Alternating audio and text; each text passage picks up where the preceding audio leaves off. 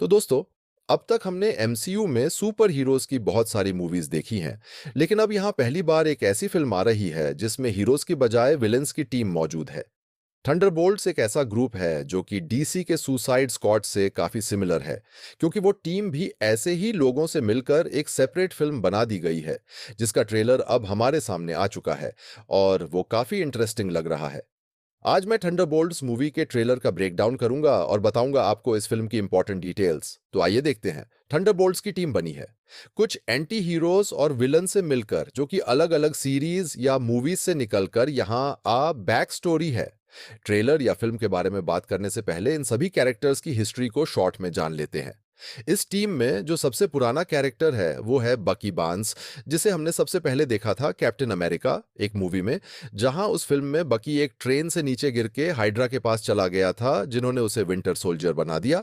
फिर उसने काफी समय तक बुरे काम किए, लेकिन बाद में वकांडा वालों ने बकी की ब्रेन वॉशिंग को हटाया, जिससे वो नॉर्मल हुआ और उसने अपने दोस्तों के साथ कुछ अच्छे काम किए। बकी हमें आखिरी बार दिखा था falcon and the winter soldier series में, जहां उसने सैम विल्सन को कैप्टन अमेरिका बनने में मदद की। और अब इस फिल्म के ट्रेलर में हमें दिख रहा है कि बकी ने किसी तरह की पॉलिटिकल पार्टी ज्वाइन कर ली है। पर वो उससे खुशर्स की बात करे तो वो है येलेना बेलेवा और एलेक्सी शोस्ताकोव, जिन्हें हमने ब्लैक विडो मूवी में देखा था। ये दोनों नताशा रोमनॉफ की बचपन वाली नकली फैमिली है, जिसमें से येलेना अपनी बहन की तरह ही एक ब्लैक विडो है और एलेक्सी रशिया का सुपर सोल्जर है, जिसे रेड गार्डियन कहा जाता कि वो असली परिवार नहीं है। लेकिन फिर भी येलेना एलेक्सी को अपना पिता मानती है और वो उसे अपनी बेटी येलेना काफी समय से एक मर्सनरी है, मतलब वो पैसों के लिए गलत काम करती है। पर अब वो यहां बोल रही है कि वो बुरे काम करके काफी थक गई है और उसे किसी अच्छे मकसद की तलाश है। अगले मेंबर की बात करें तो वो है एवा स्टार यानी घोस्ट, जिसे हमने Ant Man and the Wasp movie में देखा था। एवा बचपन में एक क्वांटम टनल के एक्सीडेंट से अनस्टेबल हो गई थी, जिसके बाद वो कई साल तक अपने इलाज की कोशिश करती रही। फिर जब जैनेट में उसे कुछ क्वांटम हीलिंग पार्टिकल्स दिए तब एवा थोड़ी ठीक हुई, लेकिन उसे पूरी तरह से सही करने के लिए स्कॉट लेंग जब क्वांटम रेल्म से वो पार्टिकल्स लाने गया तो वो वही फंसा रह गया। तब से हर कोई यही सोच रहा था कि एवा के साथ क्या हुआ, पर इस फिल्म में गोस्ट के पास अभी उसकी पावर्स दिख रही है। इसका मतलब यह है कि वो अब तक ठीक नहीं हुई है और ये नया सूट शायद उसने अपना दर्द कम करने के लिए पहना है, जिसे उसके पिता के दोस्त बिल फॉस्टर ने बनाया होगा। कैरेक्टर है टास्क मास्टर, जो कि ब्लैक विडो मूवी में विलन था। यह कैरेक्टर एक लड़की है जो कि रेड रूम के बॉस ड्रेकॉफ की बेटी अंटोनिया है। उसके पास किसी की भी फाइटिंग स्टाइल कॉपी करने की एबिलिटी है और इसका यूज करके ड्रेकोफ ने अपनी बेटी से कई गलत काम करवाए, लेकिन आखिर में एंटोनिया का ब्रेन वॉश टूटा और वो आजाद हो गई। फिर वो दूसरी ब्लैक वीडियोस के साथ कहीं चली गई थी और अब इस फिल्म के ट्रेलर से हमें पता चल रहा है कि एंटोनिया यानी टास्क मास्टर पहले जो काम अपने बाप के वश में कर रही थी, अब वही काम वो पैसों के लिए कर रही है। मतलब वह भी एक मर्सिनरी बन गई है और उसका सूट काफी चेंज हो गया है। आखिरी मेंबर की बात करें तो वह है जॉन वॉकर। इस कैरेक्टर को हमने falcon and winter soldier series में देखा था, जहां यूएस गवर्नमेंट ने जॉन को वह शील्ड देकर उसे नया कैप्टन अमेरिका बनाया था। लेकिन बाद में जॉन ने सुपर सोल्जर सिरम ले लिया, जिससे उसका गुस्सा काफी बढ़ गया और उसने सरेआम एक आदमी को मार दिया। इसकी वजह से गवर्नमेंट ने उसे नौकरी से निकाल दिया। फिर उस सीरीज के एंड में वैलेंटीना नाम की एक औरत जॉन वॉकर से मिली और उसने उसे यूएस एजेंट नाम देकर एक नया काम देने का वादा किया। इसलिए अब शायद जॉन भी इल्लीगल काम कर रहा है। पर वो अब तक इस बात से उदास है कि सरकार ने उससे कैप्टन अमेरिका का रैंक छीन लिया और उसकी बहुत बदनामी हुई।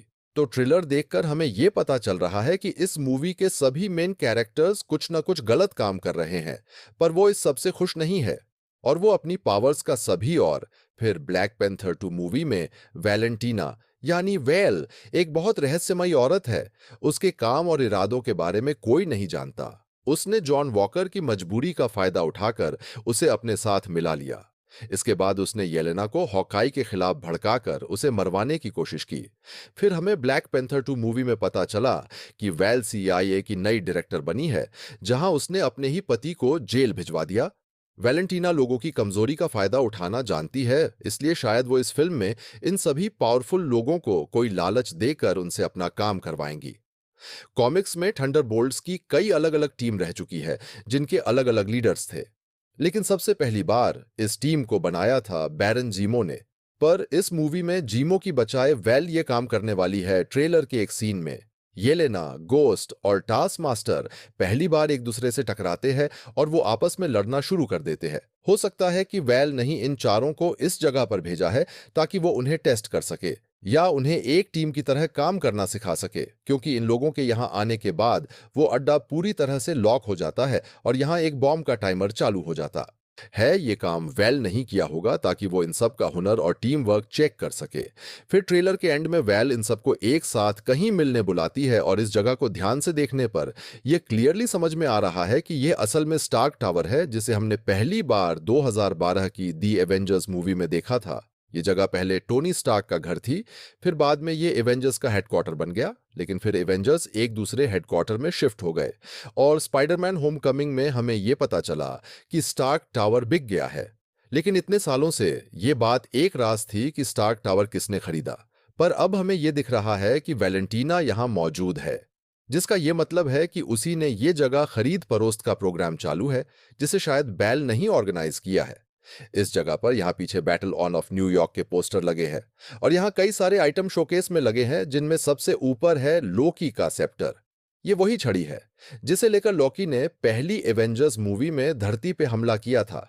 इस छड़ी के अंदर पहले माइंड स्टोन था, जिसे बाद में अल्ट्रॉन ने निकाल के विजन की बॉडी में लगा दिया। इसके बाद उस सेप्टर का क्या हुआ ये हमें नहीं पता चल पाया, लेकिन अब वो छड़ी इस फंक्शन में रखी है, मतलब इसे शायद वेल ने खरीदा है और हो सकता है कि यह प्रोग्राम सुपर हीरोज की याद में रखा गया है। इसलिए यहां बैटल ऑफ न्यूयॉर्क के पोस्टर लगे हैं और हीरोज और विलेंस के कई सारे सामान शोकेस में है। इस फंक्शन में बकी भी इनवाइटेड है। ये सब तो मूवी की फिल्म में वैलेंटीना ने इन सब एंटी हीरोज की टीम क्यों बनाई और उसका मकसद क्या हो सकता है। इन खतरनाक लोगों की टीम बनाने का रीजन ये हो सकता है कि फिलहाल धरती पे कोई भी सुपर हीरो की टीम मौजूद नहीं है। सभी अवेंजर्स बिखरे हुए हैं और इसलिए वेल ने दुनिया को मुसीबत से बचाने के लिए ये डार्क अवेंजर्स की टीम बनाई है।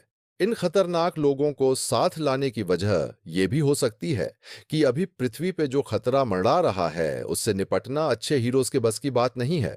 उसके लिए थोड़े बुरे लोग चाहिए। तो अब बात करते हैं कि इस मूवी का विलेन कौन है जिससे ये एंटी हीरोज की टीम टकराएगी। हम काफी टाइम से ये सुन रहे हैं कि इस फिल्म का विलेन है सेंट्री, जो कि मार्वल कॉमिक्स का सबसे पावरफुल आदमी है। ट्रेलर में हमें सेंट्री अपने असली कॉस्ट्यूम में नहीं दिखा। वह यहां बिल्कुल मामूली अवतार में नजर आया इस सीन में, जब येलेना, जॉन, एवा और एंटोनिया आपस में लड़ रही थे। तब उनके सामने एक अजीब सा आदमी आता है जिसका नाम है बॉब। यही आदमी सेंट्री है। उसका असली नाम है रॉबर्ट रेनॉल्ड्स, जिसे मार्वल का सुपरमैन भी कहा जाता है। सेंट्री की बैक स्टोरी बहुत इंटरेस्टिंग है। कॉमिक्स में रॉबर्ट यानी बॉब ने एक ऐसा सिरम पी लिया था जो कि सुपर सोल्जर सिरम से कई गुना ज्यादा एडवांस था। उसे पीते ही बॉब के अंदर 10 लाख सूरज जितनी शक्ति आ गई और वो सेंट्री नाम का एक हीरो बन गया, जिसे रोकना किसी के भी बस की बात नहीं है। बॉब की सबसे बड़ी कमजोरी वो खुद ही है। असल में उसे एक बीमारी है। उसके दिमाग में दो शख्सियत मौजूद है, एक अच्छी और एक बुरी। बॉब के बुरे रूप का नाम है वॉइड, और क्योंकि वो दोनों एक ही शरीर में रहते हैं, इसलिए वॉइड के पास भी सेंट्री वाली पावर्स है जिससे वो बहुत तबाही मचाता है। इसलिए रॉबर्ट एक हीरो भी है और एक विलेन भी, जिसे काबू कर पाना बेहद मुश्किल है। ट्रेलर में हमें सेंट्री अपने असली रूप में तो नहीं दिखा, लेकिन एक सीन से हमें यह पता चल रहा है कि बॉब कितना पावरफुल है। यहां पर कई सारे सोल्जर्स बॉब के ऊपर फायरिंग कर रहे हैं, लेकिन वो गोलियां उसे टकरा के नीचे गिर गई है। बॉब के कपड़े फट गए हैं, पर उसे कोई नुकसान नहीं हुआ। इसके अलावा एक और सीन है जो कि सेंट्री से ही रिलेटेड है। यहां पर एक गोल्डन बैज रखा हुआ है जिस पर स्टाइलिश तरीके से ऐसी लिखा है, यह सेंट्री का सिंबल है, और इस बैज को यहां बॉब उठा रहा है। तो अब इस सबसे फिल्म की स्टोरी का अंदाजा लगाया जाए तो हो सकता है कि बॉब यानी सेंट्री को रोकने के लिए ही बेल ने इन सब लोगों की टीम बनाई है। मूवी में शायद बॉब का बुरा रूप वॉइड ही दुनिया के लिए खतरा बना है, जिसे काबू में करना थंडरबोल्ट्स का मकसद है। ट्रेलर की सबसे लास्ट और इंपॉर्टेंट डिटेल की बात करें तो यहां पर जब एलेक्सी, जॉन, येलेना और एवा एक कार में सवार थे, तब उन पे दूसरी कुछ गाड़ियां हमला करती है। फिर वहां बकी आता है और वो उन दूसरी गाड़ियों को तबाह करके रोक देता है, लेकिन फिर वो अपने ही साथियों की कार पे हमला कर देता है। इस सीन को देखकर लग रहा है कि बकी के अंदर का विंटर सोल्जर फिर से जाग गया है। मतलब किसी ने उसके ब्रेन वॉश को दोबारा एक्टिवेट करके बकी को बुरा बना दिया है। अब ये काम किसने और क्यों किया, ये तो मूवी देखकर ही पता चलेगा। तो दोस्तों, ये था थंडरबोल्ट्स मूवी का ट्रेलर ब्रेकडाउन। अगर आपको ये वीडियो अच्छे लगी हो तो इसे लाइक और शेयर जरूर करिए, और ऐसी ही इंटरेस्टिंग वीडियो देखने के लिए सब्सक्राइब कीजिए हमारा चैनल और इस बेल आइकॉन को दबाइए ताकि आपको हमारी वीडियोस सही टाइम पर मिल सके।